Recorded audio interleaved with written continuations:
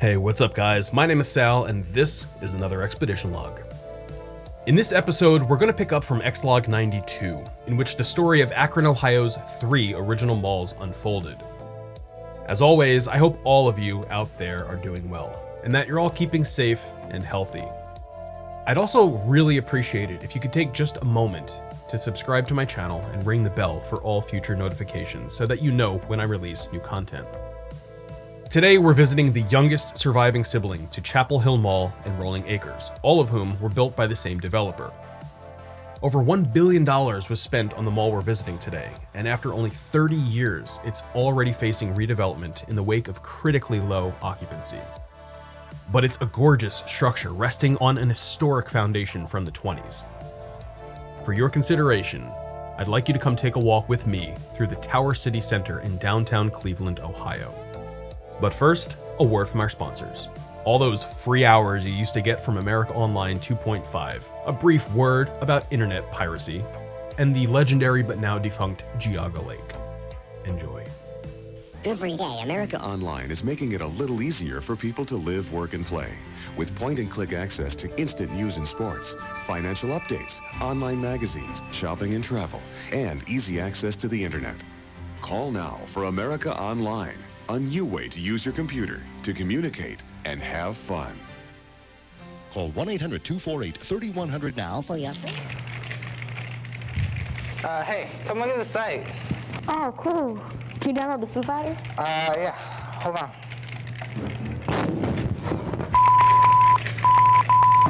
What'd I do? You know it's illegal, download copyrighted music. I'm taking you in. Hey.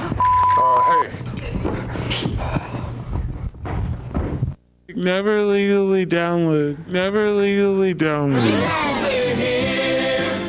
This is WUAB, Channel 43, Lorraine, Cleveland.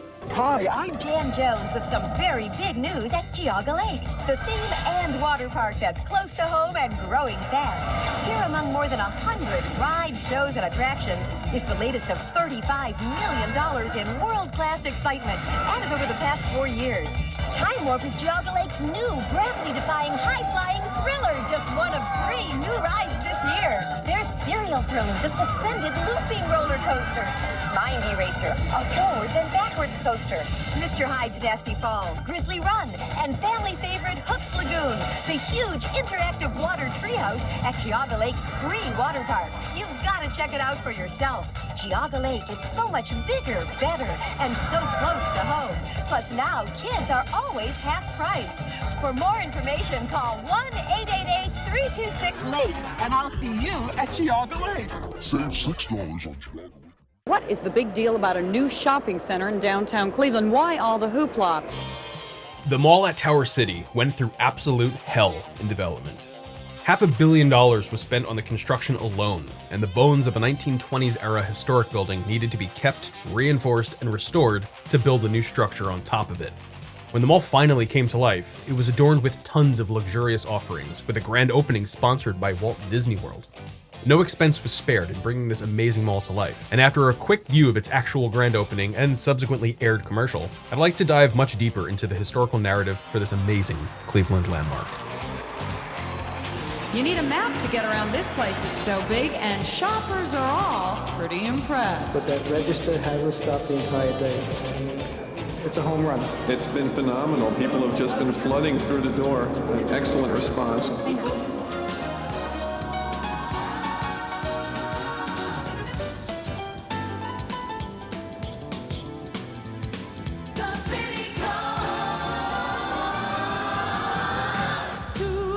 The Avenue at Tower City Center.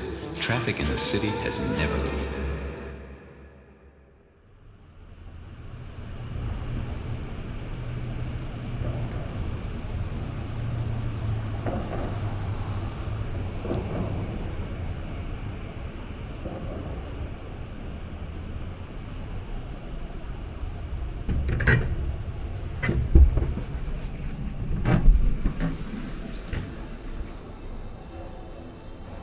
Welcome to Tower City Center in 2021.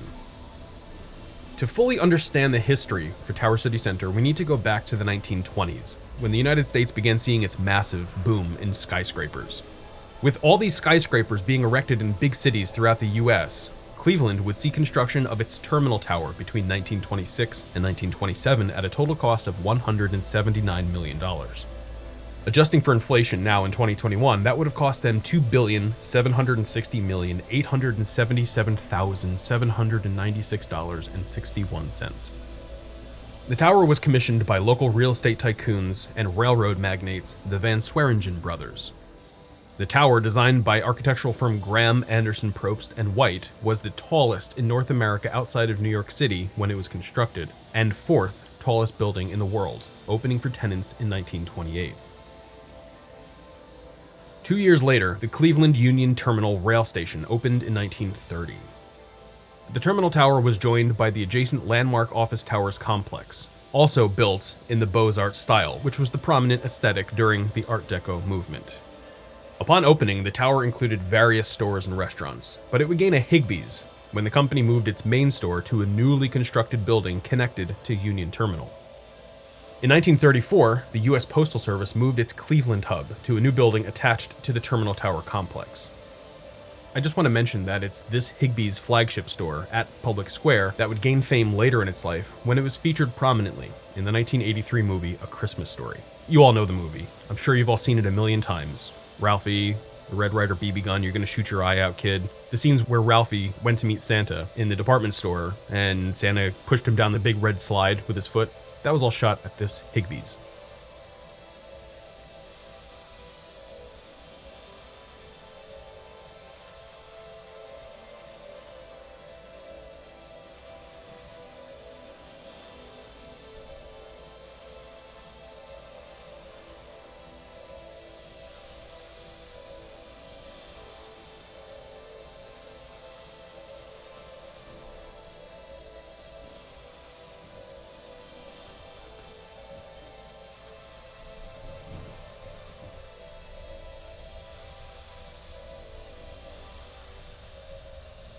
Terminal Tower stood proudly through the 1940s and 50s, providing robust rail travel accommodations in a pre-, mid-, and post-World War II America. But into the 1960s, rail travel would succumb to the speed and efficiency of the airline industry, and Terminal Tower would lose its place as tallest building in the US outside of New York City when the Prudential Tower was completed in Boston in 1964.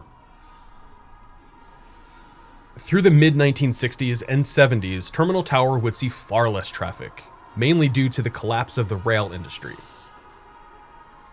By 1965, B&O, along with the Norfolk and Western Rail lines, discontinued service to Cleveland, with New York Central Rail cutting their service 2 years later. Then, in October of 1970, President Nixon signed the Rail Passenger Service Act into law, but federal funding was never procured for this rail station, as Amtrak was constructing new stations all over the place, suffocating older rail terminals like Union Terminal in Cleveland.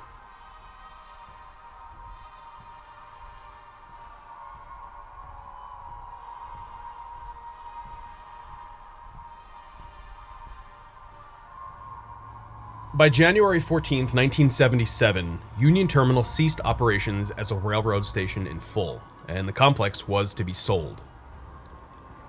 In 1977, Forest City Enterprises had already constructed Chapel Hill, which had turned 11 years old, and Rolling Acres, which was 2 years old in 77. Forest City was looking to expand their mall portfolio, and had begun the process of entering the downtown Cleveland market. In 1980, Forest City Enterprises and U.S. Realty Investments purchased a joint interest in the concourse area of the former Cleveland Union Terminal complex in the amount of $14 million. Then by 1982, Forest City purchased the Terminal Tower for an undisclosed amount, with plans to renovate and redevelop. 1 year later, in 1983, Forest City exercised its options to buy the remaining 50% ownership of the entire Tower City, and later that year they acquired the post office building on October 11th. The company chose not to disclose their purchase price, but I can imagine it was well over $200 million all said and done for the buildings and the land. As soon as the ink was dry, Forest City immediately announced plans to expand the complex with a series of bridges connecting to various structures, of which a few would be added. The earliest mention of Forest City's redevelopment efforts came down on March 1st, 1984, in an article written by Dan Cook in the Akron Beacon Journal. The project involved renovation of the Terminal Tower concourse, renovation of the old post office building west of the tower, reconstruction of the series of bridges upon which the tower and adjacent buildings were constructed, and construction of a hotel office retail complex between the tower and the Cuyahoga River. The Peter Kiewit & Sons Construction Company, based in Omaha, Nebraska, was awarded an $11.4 million contract for the work to be done, with an understanding that their fee would increase based on the complexity of the job if need be. And it certainly did increase because the complexity of the job just got more and more crazy. The construction and engineering efforts required for the project were incredible. Since the Terminal Tower was added to the U.S. Registry of Historic Places in 1976, redevelopment was only possible if the original structure was preserved completely. This included preserving everything from the foundation to the steel beams to each tiny fixture. Due to these preservation efforts, the cost would skyrocket, and the work would take quite some time to complete properly, and the Peter Kiewit & Sons Construction Company's fee jumped up considerably from its $11.4 million starting point. The Phase 1 grand opening celebrations for Tower City Center occurred between March 29th and April 1st of 1990 at an initial cost of over $400 million, when the main shopping concourse called The Avenue had its ribbon cutting and dedication ceremony sponsored by Walt Disney World. Phase 2 would open in September with a Ritz Carlton and 12-story office tower. Also planned was a Neiman Marcus department store with a 4,000 space parking lot and an 11-screen Hoyt's Cinemas. Then there was the 1992 phase, which was to add 3 million square feet of office space, 3 department stores, and more parking for up to 8,000 cars. But at its Phase 1 dedication, Tower City had a 93% retail commitment, along with the letter of intent from Neiman Marcus. When Tower City Center opened, its only real competition was the Galleria at Erie View, which opened in 1987, 3 years previously. Erie View had a smaller footprint, but it was a similar concept as both of these malls featured a main tower with an arcade-style concourse attached. But Tower City was much more posh, and it had way more to offer. The two malls were in completely different leagues, but you can check out my episode on the Galleria at Erie View in ExLog 53.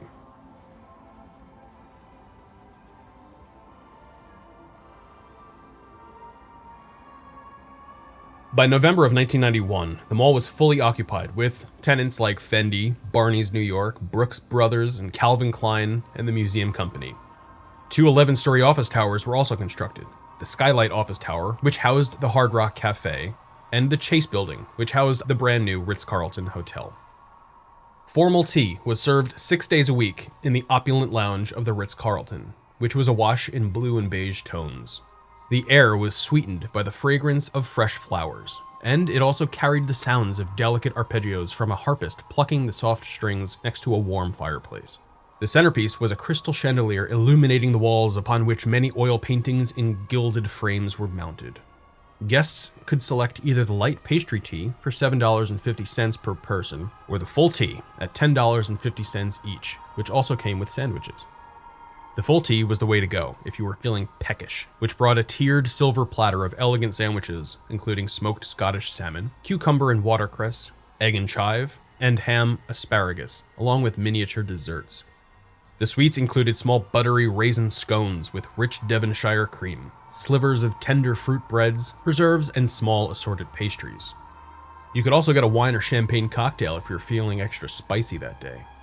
The Ritz Carlton, with its luxurious offerings and incredibly well-appointed rooms, was meant to validate the high-end retailers that served as tenants for Tower City Center.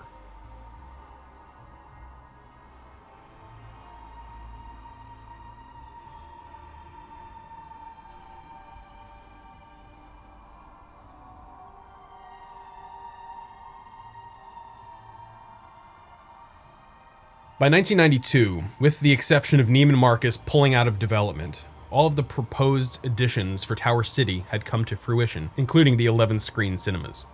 By this time, the total cost for the project was well over $650 million. This figure would rise by 1994 with the opening of the Gateway Sports and Entertainment Complex, when an aerial walkway was constructed at Tower City which would give pedestrians direct access to Jacobs Field, now known as Progressive Field, which serves as home of the Cleveland Indians baseball team. And Gund Arena, later known as Quicken Loans Arena, and now known as Rocket Mortgage Fieldhouse, home of the Cleveland Cavaliers basketball team. It was also in 1992 that Dillard's bought out the Higbee's brand, and the Tower City Center location at Public Square was renovated and reopened as the Dillard's.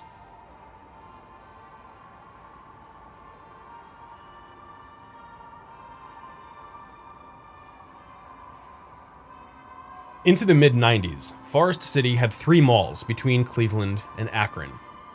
But by 1998, trouble started at Rolling Acres after credit agencies downgraded the bond rating for the mortgage after an increase in crime and 2 of its anchors being demoted to discount chains. It was at this point when Forest City decided to put all of their resources into Chapel Hill and Tower City Center and to sell off Rolling Acres, which they unloaded at the turn of the millennium for $33.5 million in 2000. For the entire story and grotesque misadventure of Chapel Hill and Rolling Acres, please see my previous episode, ExLog 92. But into the 2000s, just like its brother Chapel Hill, Tower City was thriving, even if it had shed most of its luxury elite tenants.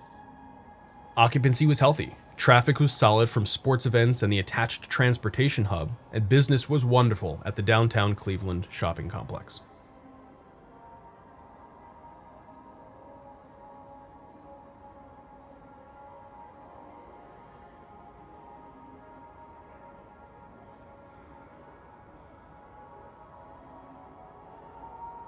Adding to the value of Tower City was the addition of a new multi-million-dollar music venue in 2001. The Tower City Amphitheater opened on October 6, 2001 with its first concert headlined by Alice Cooper. Its full inaugural concert season would commence the following year on April 24, 2002, headlined by Sum 41 and Good Charlotte. The venue was renamed to the Time Warner Cable Amphitheater at Tower City a few years after opening. But Tower City would also find itself without its main retail anchor in 2002 when the Dillard's closed in the former Higbee's building. The building was fully renovated with respect to its original aesthetic and would reopen in 2007 with the Convention and Visitors Bureau of Greater Cleveland and the Greater Cleveland Partnership occupying floors 1 through 3, and the famous 10th floor Silver Grill reopening to host special events.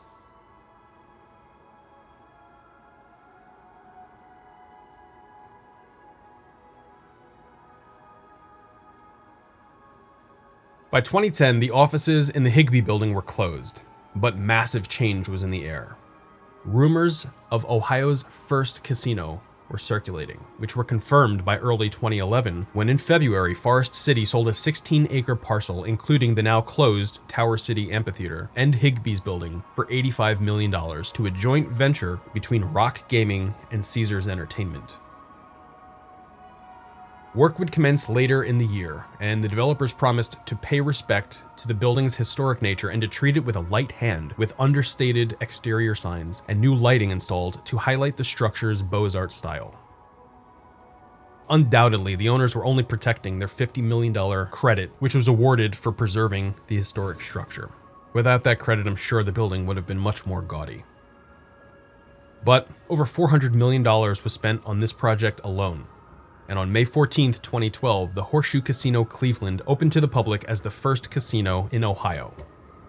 At this point, the total investment at Tower City, among its joint developers between 1990 and 2012, was well over $1 billion.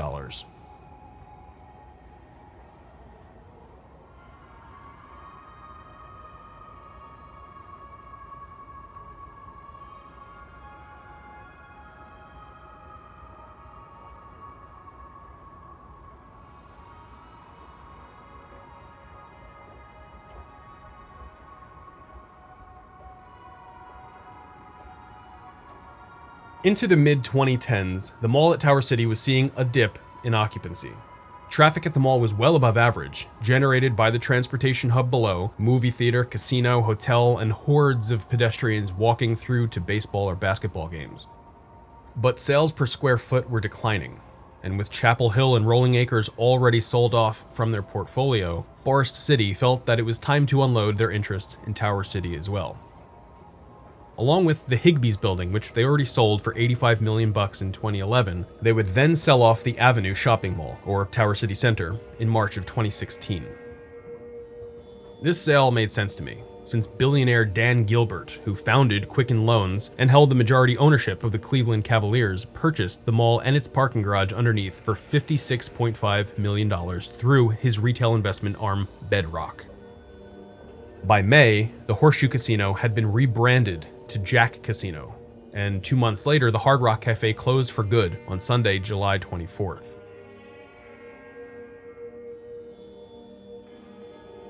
Terminal Tower was then sold to local investment firm the K&D Group Incorporated for $38.5 million in September, at which point Forest City had fully divested their interest from the Tower City complex.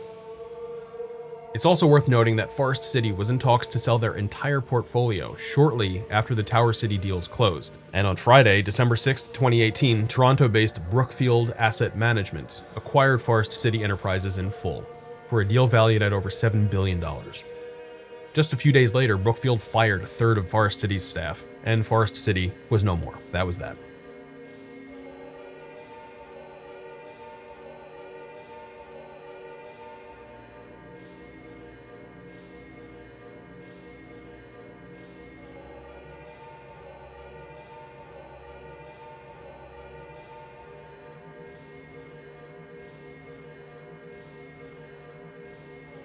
Tower City was still marching on into 2019, and despite less than average sales for this once luxury shopping complex, occupancy was still holding at over 50%. But we all know what happens next, and I've beat that dead horse way too many times over the last year in this series. 2020 came, COVID came, it was a mess, everything closed, life became miserable, rinse, repeat, you know the story. However, it was especially bad for Tower City Center. This location, much like Union Station in Washington, D.C., which I covered in ExLog 86, relied on transportation and travel to drive its foot traffic. More painfully for Tower City, though, it also relied on gambling and sporting events to bring people in. When COVID hit, not only did malls close, but sporting events were canceled, casinos closed, transportation was shut down, and this was the main factor in Tower City Center's demise. COVID 1000% killed this mall. Unlike the rural gray ghosts or even the super regional malls that closed during the pandemic, which are now rebounding, the damage done by COVID to Tower City Center was fatal.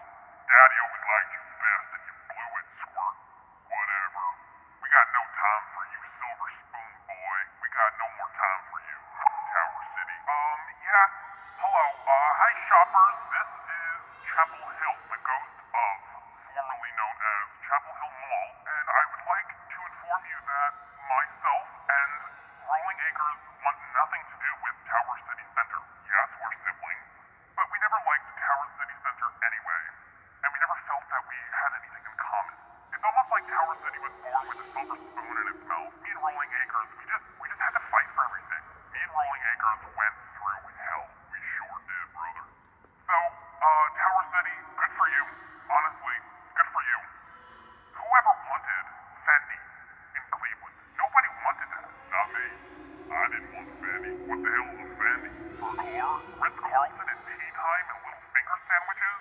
Who likes that? Nobody likes that. So I want a submarine sandwich. I want a big Italian hoagie sandwich with meat and cheese and all that shit. I don't want no finger sandwiches with fingers on them. Rolling Acres and I grew up on the street, and you, bougie silver spoon in your mouth, baby, you don't fit. And we're sick of watching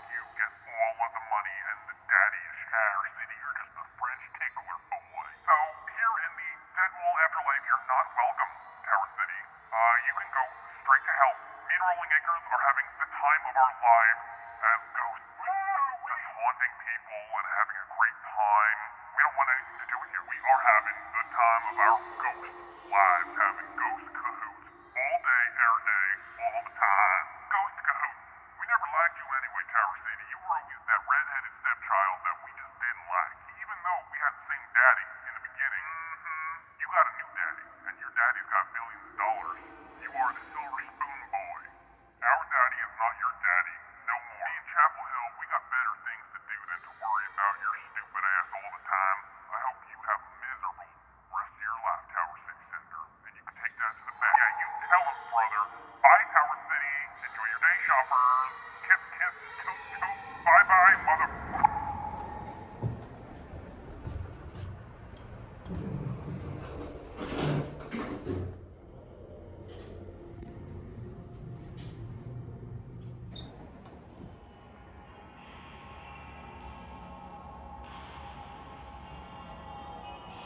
Just 1 month prior to me writing this narrative, it was announced on July 15th, 2021, that Dan Gilbert's Detroit-based Bedrock Real Estate intends to redevelop Tower City Center into a retail marketplace.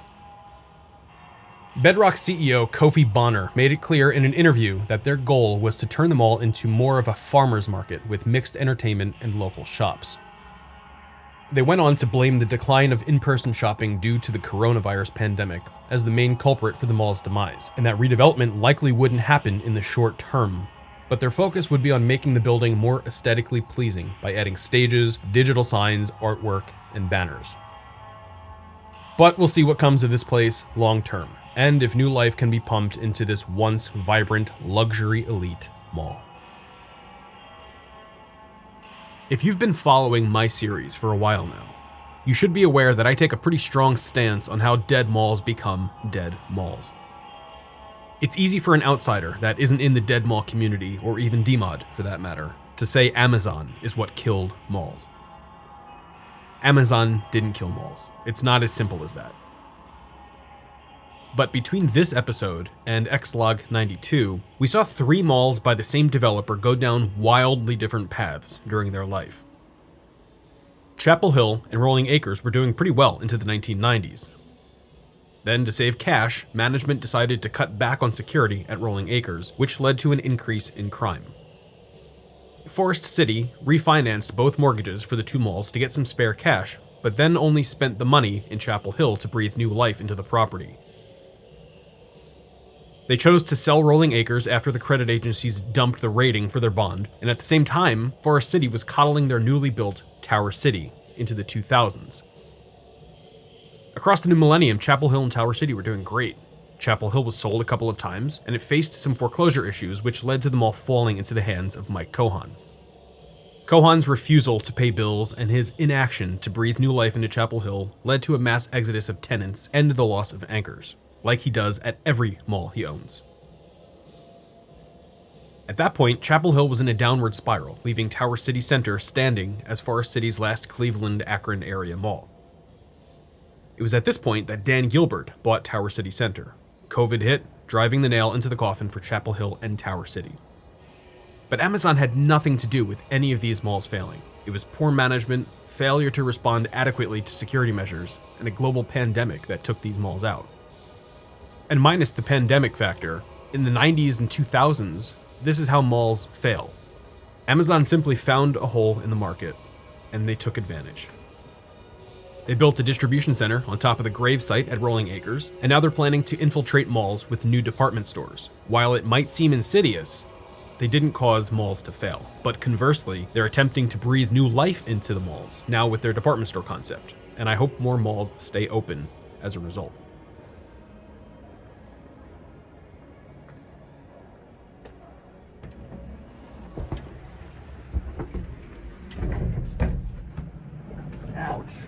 I'd like to thank all of you for watching my video. The story of Forest City and their Cleveland-Akron malls always fascinated me, and I'm glad to finally have had the opportunity to produce this episode and the preceding ExLog 92. Just getting to tell the story of Rolling Acres alone was always a pipe dream of mine since I started this series, and I really hope you enjoyed this arc between ExLog 92 and 93, which told the entire story completely. I'd like to especially thank all of my patrons and elite explorers who directly support me and who enabled me to take this trip out to Ohio to film all of these amazing locations. If those of you still watching haven't subscribed to me yet, I sure would appreciate it if you'd take a moment to subscribe and ring the bell for all future notifications. For what it's worth, I've seen the YouTube notification system fail way too many times. So if you're on Twitter and Instagram, please follow me there at Salvatore Amadeo, where I can guarantee you'll hear about new episodes. You'll also want to join in on the madness that is DMod by joining the Dead Malls of Discord server. It's super easy to join, it's free, it's entirely out of pocket, and it's a good time all the time. Just download Discord on your phone, tablet, computer, whatever, and then go to discord.gg/dmod, or just click the link down in my description. When you join, you won't be able to see most of the server, but after you verify with a mod, everything will appear. I'll be back soon with ExLog 94. But in the meantime, stay safe out there, take care of yourselves, and have a fantastic day.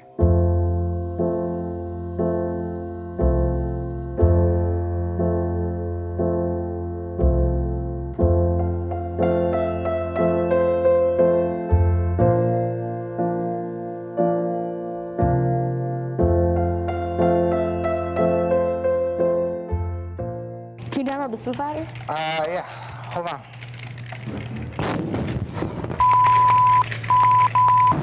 What'd I do? You know it's illegal, download copyrighted music. I'm taking you in. Hey. Never legally download.